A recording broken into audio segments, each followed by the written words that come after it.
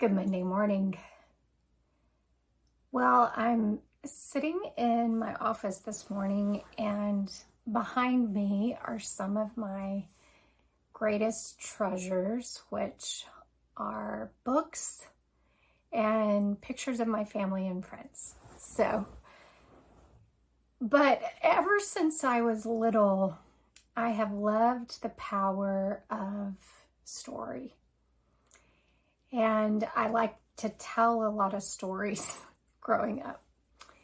I got in a lot of trouble for some of the stories that I told, but I've always had a very creative imagination. But one thing I've grown to appreciate, last year I read the Gospels and the book of Acts multiple times. I just kind of landed in those 5 books of the Bible for all of last year. And you really have to appreciate Jesus's love and understanding of story. Because when he would teach parables, what he was allowing people to do was put their own lives and hearts inside of the story that he was telling so that they could see how it relates to their own. And there is such power when we share our stories with others, or when we share the stories that are in the Bible with others.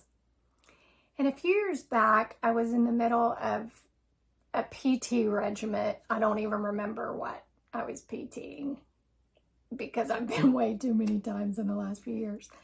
But I had this precious PT from London, and he was a hoot, and we just had this beautiful rapport with each other. But he was not a follower of Christ, even though he was impacted by certain things that I would say to him. But I remember on my last day there, I felt like the Lord brought to my mind the story in the Bible about the woman with the issue of blood. If you've ever been in pain or know what pain is like, and you've been to PT and you encounter the suffering of people and what some people are having to PT from, you say a lot of prayers and you can feel a lot of gratitude. And I knew that he would be able to relate to this woman with the issue of blood because of all that he had seen people endure to be well. And so I told him, I said, and I called him by name. I said, there's this parable in the Bible about a woman who, or there's a story in the Bible, not a parable. There's a story in the Bible about a woman who had a disease that she spent 13 years and everything she had trying to get well.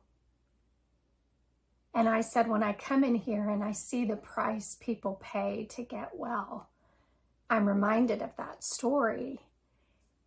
And I said, Jesus ended up healing her. And I called him by name again. I said, but Jesus also uses you to help bring people the healing that they need. And I want to tell you how Jesus has used you in my life. And so the Lord gave me the remembrance of that story in the Bible to speak to the heart of this precious man who does not know him as Savior. And Jesus allowed me to realize the power and the impact of a story. And he was deeply impacted to the point that he had visible emotion. So I say all that to tell you today, number one, don't ever underestimate the power of your story. Because truly, every great ministry I've ever known is because someone has allowed God to heal them in the deepest place of their pain, and now they use that to impact other people. But secondly, it's really valuable to know the stories of the gospel in the gospel books and even in the book of Acts, to be able to be in a situation with someone else and be able to share that story with them and it impact their lives. So I would encourage you, if you haven't read the Gospels in a long time, I would read them through and I would take in all the powerful stories of people's lives that are treasure troves in there. And I would ask God to seal them, to imprint them on the inside of you, so that if you're ever in a situation like that, you can call to mind one that might impact the person you're talking to. Books have a lot of power.